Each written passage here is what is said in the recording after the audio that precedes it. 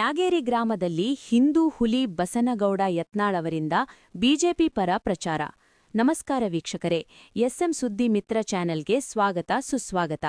ಬಾಗಲಕೋಟೆ ಜಿಲ್ಲೆಯ ಬಾಗಲಕೋಟ ತಾಲೂಕಿನ ರಾಂಪುರ್ ಜಿಲ್ಲಾ ವ್ಯಾಪ್ತಿಗೆ ಒಳಪಡುವಂತ ಸುತ್ತುಗುಂಡರ, ನಾನೆಗಲಿ, ಮಂಕಣಿ, ಡೊಮ್ಮನಾಳ, ಬೊಮ್ಮನಗಿ, ಹಂಡರಗಲ್, ಮ್ಯಾಗೇರಿ ಗ್ರಾಮದಲ್ಲಿ ಬಿಜೆಪಿ ಮುಖಂಡರುಗಳಾದ ವಿಜಯಪುರ ಜಿಲ್ಲೆಯ ಶಾಸಕರಾದ ಬಸನಗೌಡ ಯತ್ನಾಳ್, ನಮ್ಮ ದೇಶ ಧರ್ಮ ಭಾಷೆ ಉಳಿಯಬೇಕಾದರೆ ಎಲ್ಲಾ ಜಾತಿಗಳು ಒಂದಾಗಿ ತಮ್ಮ ಅಮೂಲ್ಯವಾದ ಮತವನ್ನು ಬಿಜೆಪಿ ಪಕ್ಷಕ್ಕೆ, ಬಿಜೆಪಿ ಪಕ್ಷದ ಅಭ್ಯರ್ಥಿಯಾದ ವೀರಣ್ಣ ಚರಂತಿಮಠ ಅವರಿಗೆ ಮತ ನೀಡಿದಾಗ ಮಾತ್ರ ಇದು ಸಾಧ್ಯ.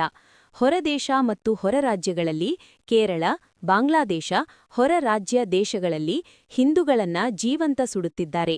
ಅದನ್ನು ತಡೆಹಿಡಿಯಬೇಕಾದರೆ ಬಿಜೆಪಿ ಪಕ್ಷಕ್ಕೆ ಬೆಂಬಲ ನೀಡಿ ಮೋದಿಜಿಯವರ ಕೈ ಬಲಪಡಿಸಿದಾಗ ಮಾತ್ರ ಹಿಂದುತ್ವ ಉಳಿಯಲು ಸಾಧ್ಯ ಎಂದು ವಿಜಯಪುರ ಜಿಲ್ಲೆಯ ಶಾಸಕರಾದ ಬಸನಗೌಡ ಯತ್ನಾಳ್ ಕಾರ್ಯಕರ್ತರು ಹಾಗೂ ಮತದಾರರನ್ನು ಉದ್ದೇಶಿಸಿ ಮಾತನಾಡಿದರು. ಪ್ರಚಾರ ವೇಳೆಯಲ್ಲಿ ದೇವರ ಹಿಪ್ಪರಗಿ, ಮಾಜಿ ಶಾಸಕರಾದ ಸೋಮನಗೌಡ ಪಾಟೀಲ, ಸಿಂದಗಿ ಶಾಸಕರಾದ ರಮೇಶ್ ಭೂಸನೂರ್, ಮಹಾಂತೇಶ್ ಮಮದಾಪುರ, ಪ್ರಭುಗೌಡ ಬಿರಾದರ, ಪ್ರಕಾಶ್ ದೊಡ್ಡಮನಿ, ಚಂದನಗೌಡ ಹೊಸಗೌಡ್ರು, ವೀರೇಶ್ ಹಿರೇಮಠ್, ಪ್ರಕಾಶ್ ಸರ್ಗನಾಚಾರಿ, ಬಿಜೆಪಿ ಎಲ್ಲಾ ಮುಖಂಡರು ಹಾಗೂ ಕಾರ್ಯಕರ್ತರು ಗ್ರಾಮಗಳಲ್ಲಿ ಮತದಾರಿಗೆ ಕೈಮುಗಿದು ಮತಯಾಚಿಸಿದರು. ವರವಿ ಸಂಗಮೇಶ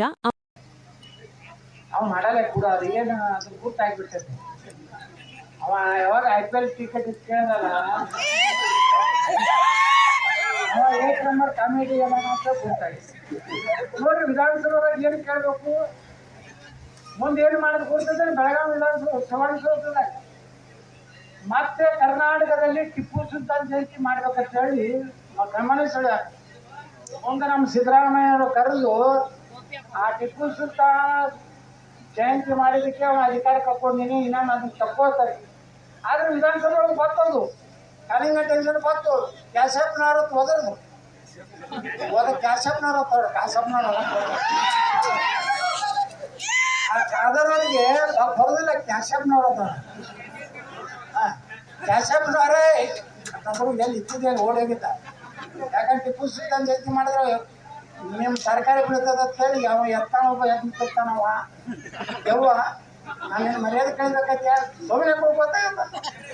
ಇವರೆಲ್ಲ ನೋಡಿ ಸಮಾಜಕ್ಕೂ ಏನೂ ಮಾಡಲಿಲ್ಲ, ಜನರಿಗೂ ಏನೂ ಮಾಡಲಿಲ್ಲ. ಗ್ರಾನೇಟದವ್ರಿಗೆ ಇಟ್ಟು ತೊಂದರೆ ಮಾಡ್ಯಾರ ಪಾಪ. ಅವು ಅಳತಾವು. ಅಲ್ಲಿ ಯಾರೂ ಜೀವನ ಮಾಡಲಾರಂಥ ಪರಿಸ್ಥಿತಿ ಇವತ್ತು ನಮ್ಮ ಸಮಾಜಕ್ಕೆ ಕೆಟ್ಟ ದೊಡ್ಡ ಅನ್ಯಾಯ ಮಾಡಿ ಮೀಸಲಾತಿ ಹೋರಾಟ ಮಾಡಿದಂಥ ಕೂಡಲಿ ಸಣ್ಣ ಶ್ರಮಗಳು ನಾವೆಲ್ಲರೂ ಕೂಡಿ ಮಾಡಿದ್ದನ್ನ ಇವತ್ತು ಸುಪ್ರೀಂ ಕೋರ್ಟ್ನಾಗ ಹೋಗಿ ಅದನ್ನು ತಡೆಯಾಡ. ನೀವು ಯಾರೂ ಕಾಳಜಿ ಮಾಡಬೇಡ್ರಿ. ಸಮಾಜ ಬರೀ ಪಂಚಮ ಶಾಲೆಗಳ ಅಷ್ಟೇ ಅಲ್ಲ, ಇವತ್ತು ಅಂಡೆ ವೈದ್ಯರಿರ್ಬೋದು, ಪಂಚಮ ಶಾಲೆಗಳಿರ್ಬೋದು, ಆದಿ ಬಳಿಗಾರಿರ್ಬೋದು, ಕುಡಕಲಿಗಾರಿರ್ಬೋದು, ಸ್ವಾಮಿಗಳಿರ್ಬೋದು, ಯಾರ್ಯಾರು ಬಡವರು ಅದಾರ ಲಿಂಗಾಯತ ಸಮುದಾಯದ. ಅದರ ಜೊತೆಗೆ ಮರಾಠರು, ಜೈನರು, ಅಲ್ಲಿ ಸಿಖ್ರು, ನಮ್ಮ ಇವ್ರು ಯಾರು ಬೌದ್ಧರು, ಕ್ರಿಶ್ಚಿಯನ್ರು ಎಲ್ಲರಿಗೂ 7% ಮೀಸಲಾತಿ ಸಿಕ್ಕೇ ಸಿಗ್ತದೆ.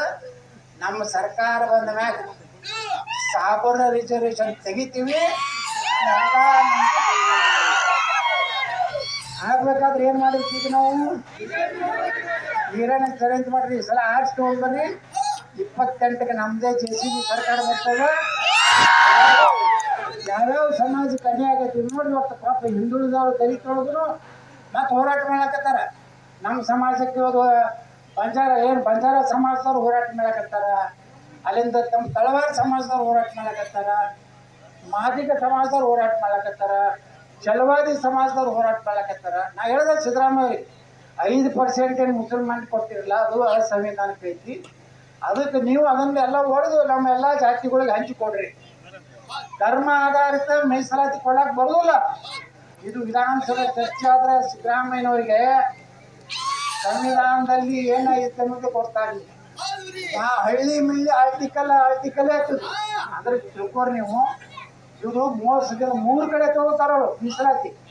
2A ಮುಸಲ್ಮಾನ್ರು ಅದಾರ, ಅಲ್ಲಿಂದ ನಮ್ಮ ಕೆಟಗರಿ 1 ಅದಾರ, 2B ಅದಾರ, ಅಲ್ಲಿ ಮೈನಾರಿಟಿ ಅಲ್ಪಸಂಖ್ಯಾತ ಇಲಾಖೆ. ನೋಡಿ ಇವತ್ತು ಜಮೀರ್ ಅಹ್ಮದ್ ಎಷ್ಟೋರು ಧೈರ್ಯ, ಎಷ್ಟೋರು ತಮ್ಮ ಜಾತಿ ಬಗ್ಗೆ ಅಜ್ಞಾನ ಅಂದ್ರೆ ಮೊನ್ನೆ ಮೈನಾರಿಟಿ ಕಾರ್ಪೊರೇಷನ್ ಇಂದ 1,000 ಮುಸಲ್ಮಾನ್ ಹುಡುಗರಿಗೆ PSI ಕೋಚಿಂಗ್ ಕೊಟ್ಟ.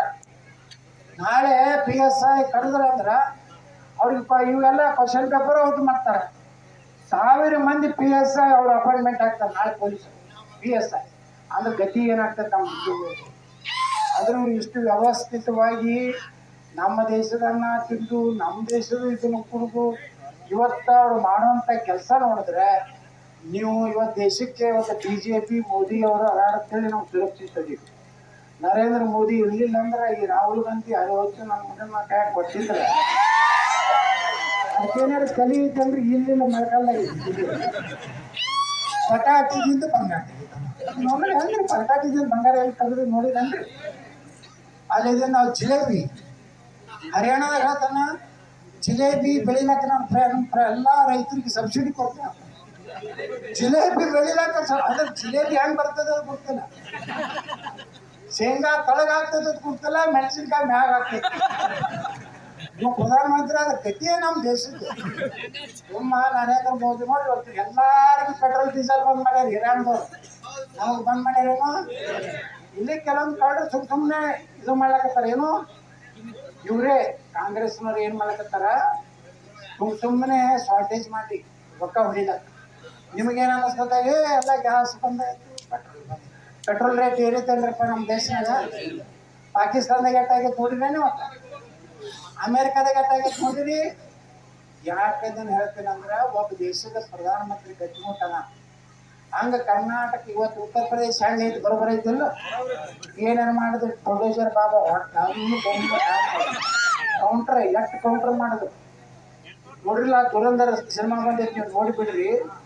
ಯಾವ ರೀತಿ ದೇಶವನ್ನ 60,000 ಕೋಟಿ ಜಾಲಿ ನೋಟ್ ತಯಾರು ಮಾಡಿದ್ರು ಪಾಕಿಸ್ತಾನದವ್ರು ಭಾರತದಾಗ ಬಿಡ್ಲಾಕ. ಅವತ್ತು ನರೇಂದ್ರ ಮೋದಿ ಅವ್ರು ರಾತ್ರಿ 8 ಗಂಟೆಗೆ ಈ ನೋಟ್ ಬ್ಯಾನ್ ಅಂತ ಮಾಡಿದ್ದು ಸುಮ್ಮಲ್ಲ. ಆ 60,000 ಕೋಟಿ ರೂಪಾಯಿ ಇನ್ನ ನೇಪಾಳದಿಂದ ನಮ್ಮ ದೇಶಕ್ಕೆ ಬರುವುದು ಅಷ್ಟರಾಗೆ 8 ಗಂಟೆಗೆ ಡಿಕ್ಲೇರ್ ಮಾಡಿದ್ರು. ಅವೆಲ್ಲ ರದ್ದಿ ಪೇಪರ್ ಆಗಿ ಪಾಕಿಸ್ತಾನದಾಗ ಬಿದ್ದಾವ. ಅದು 60,000 ಬಂದಿದ್ರ ನಮ್ಮ ದೇಶನಾಗ ಎಲ್ಲ ಕಡೆ ಗುಡಿ ಗುಂಡಾರ ಕೆಡುವುದು, ಹಿಂದೂಗಳ ಬಾಂಬ್ ಹಾಕುವುದು ಎಲ್ಲ ಮಾಡ್ತಿದ್ರು.